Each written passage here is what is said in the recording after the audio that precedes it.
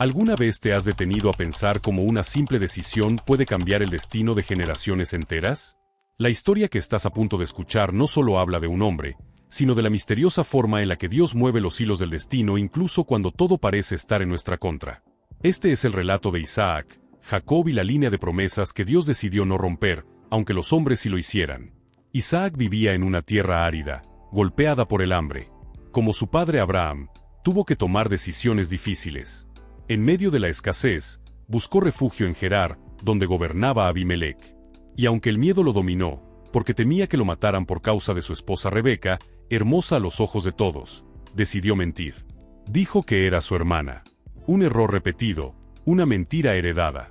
Y es que a veces, sin darnos cuenta, cargamos con los patrones de nuestros padres. Heredamos no solo su sangre, sino también sus miedos. Pero Dios, una vez más, protegió su promesa. Abimelec descubrió la verdad, pero no tocó a Rebeca. Y en lugar de castigo, vino prosperidad. Isaac sembró en aquella tierra, y aquel año cosechó 100 veces más. El hombre que había mentido, el que había dudado, fue bendecido en abundancia. Porque cuando Dios promete, ni la imperfección humana puede frenar su propósito. Sin embargo, esa bendición despertó la envidia. Los filisteos, llenos de celos, comenzaron a tapar los pozos que Abraham había abierto. Isaac tuvo que irse. Cavó nuevos pozos, uno tras otro, pero cada vez que encontraba agua, los pastores locales lo reclamaban. Hasta que finalmente encontró uno que nadie disputó. Y lo llamó Rehobot, amplia habitación, diciendo: ahora el Señor nos ha dado espacio, y prosperaremos en la tierra. Este momento simboliza algo profundo. Cuando Dios te bendice, no necesitas pelear por lo que es tuyo. Las puertas que Él abre, nadie las puede cerrar. Isaac entendió que la lucha no estaba en defender su posición, sino en permanecer fiel al propósito. Esa noche, Dios se le apareció. Le dijo: yo soy el Dios de tu padre Abraham. No temas, porque yo estoy contigo. Te bendeciré y multiplicaré tu descendencia. Y allí, Isaac construyó un altar. No uno de piedra fría, sino de fe viva. Un lugar donde reconoció que la bendición sin obediencia no tiene sentido. Tiempo después, Abimelec vino a buscarlo. El mismo hombre que lo había rechazado, ahora le pedía paz. Así funciona la promesa divina. Aquellos que antes te menospreciaron, un día reconocerán la mano de Dios sobre ti. De esa línea, del hijo de la promesa, nacería Jacob. El hijo que traería consigo no solo bendición, sino conflicto. Desde el vientre, Jacob ya luchaba. Luchaba con su hermano Esaú, luchaba por la primogenitura, luchaba por ser visto, por ser elegido. Y cuando finalmente lo fue, lo consiguió con engaño. Guiado por su madre Rebeca, Jacob engañó a su propio padre Isaac para recibir la bendición destinada a Esaú. Pero no hay engaño que no traiga consecuencias.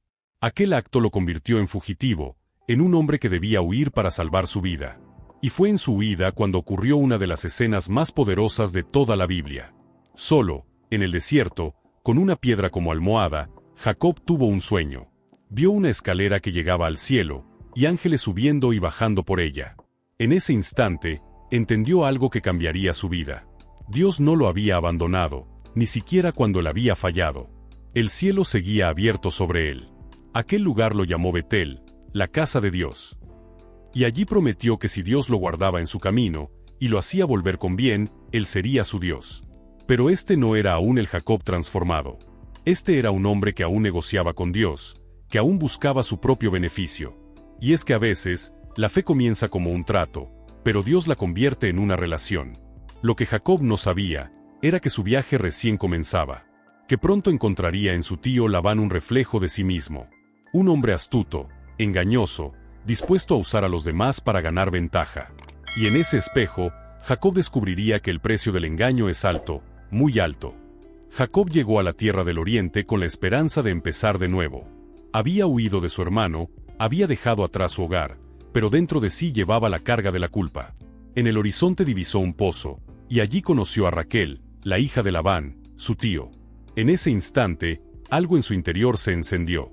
El hombre que había engañado para obtener una bendición, ahora sentía por primera vez que quería ganarse algo con el corazón.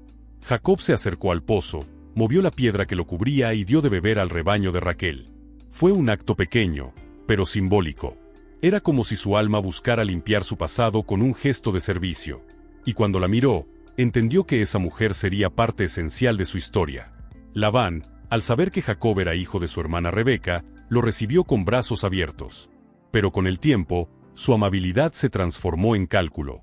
Jacob trabajó para él 7 años por Raquel, y la escritura dice que esos años le parecieron pocos, por el amor que le tenía. 7 años, y una sola noche bastó para que todo cambiara. Labán lo engañó, dándole a Lea, la hermana mayor, en lugar de Raquel. El engañador había sido engañado. El que había usurpado, ahora era víctima de la usurpación. Dios no lo castigaba, lo estaba transformando.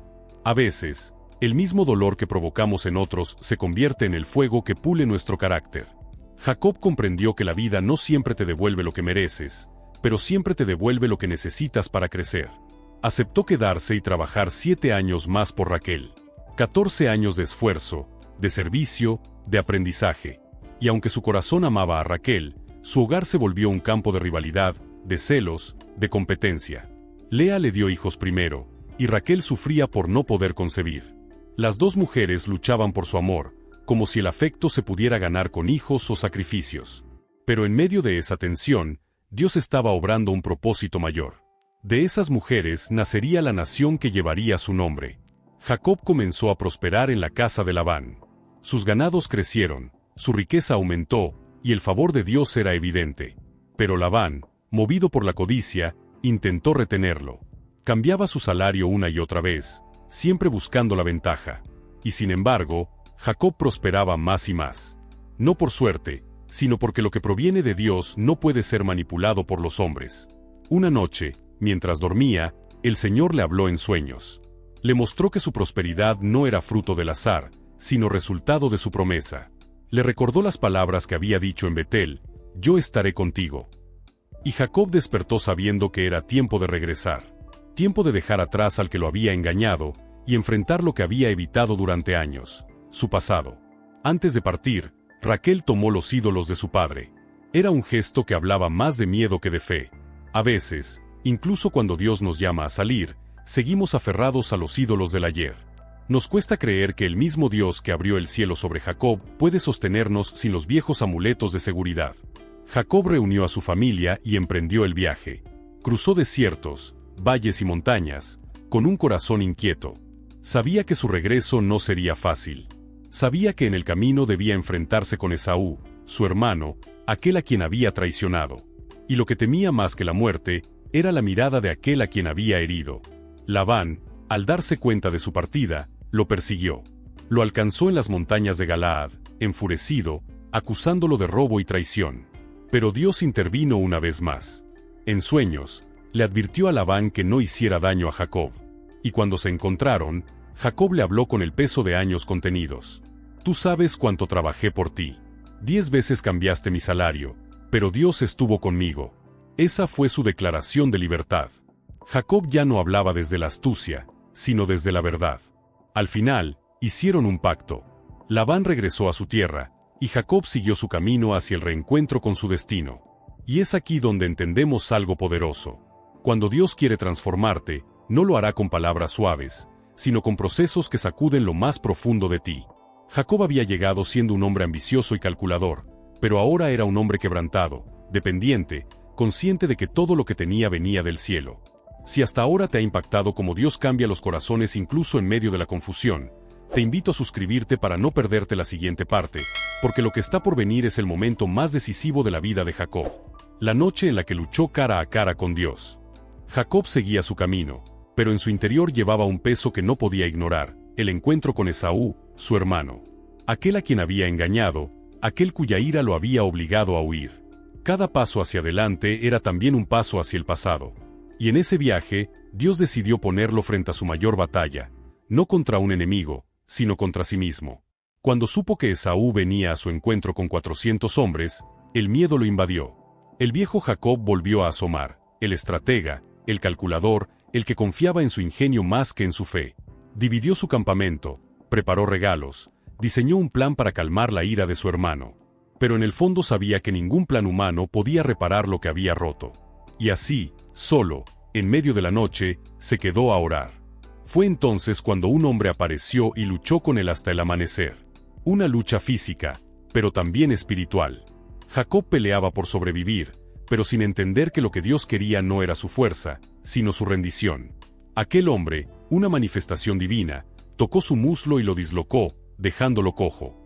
Y aún así, Jacob no lo soltó. Entre jadeos y lágrimas dijo: «No te soltaré hasta que me bendigas». Estas palabras fueron el punto de quiebre. Toda su vida, Jacob había intentado obtener bendiciones por medio de la astucia, del engaño, del esfuerzo humano. Pero esa noche entendió que la verdadera bendición no se arrebata, se recibe cuando uno se rinde. Y Dios le preguntó: «¿Cómo te llamas?». Jacob respondió: «Me llamo Jacob». Y en esa confesión, en admitir su identidad de suplantador, Dios vio un corazón dispuesto a ser transformado. Entonces le dijo: «Ya no te llamarás Jacob, sino Israel, porque has luchado con Dios y con los hombres, y has vencido». Israel, el que lucha con Dios. No porque lo derrotó, sino porque se atrevió a no soltarlo. Esa es la victoria que el cielo reconoce, la de quien no se rinde hasta ser cambiado por completo. Cuando amaneció, Jacob cojeaba. Esa herida fue el sello de su encuentro con Dios. Cada paso que dio desde entonces le recordaba que había sido quebrantado para ser reconstruido. Y así es con nosotros. Dios no te bendecirá hasta que primero te toque en el lugar donde más confías en ti mismo. Te quebrará, pero no para destruirte, sino para que camines distinto. Al día siguiente, Jacob levantó la vista y vio a Esaú acercarse. Su corazón latía con fuerza. Había esperado este momento por años.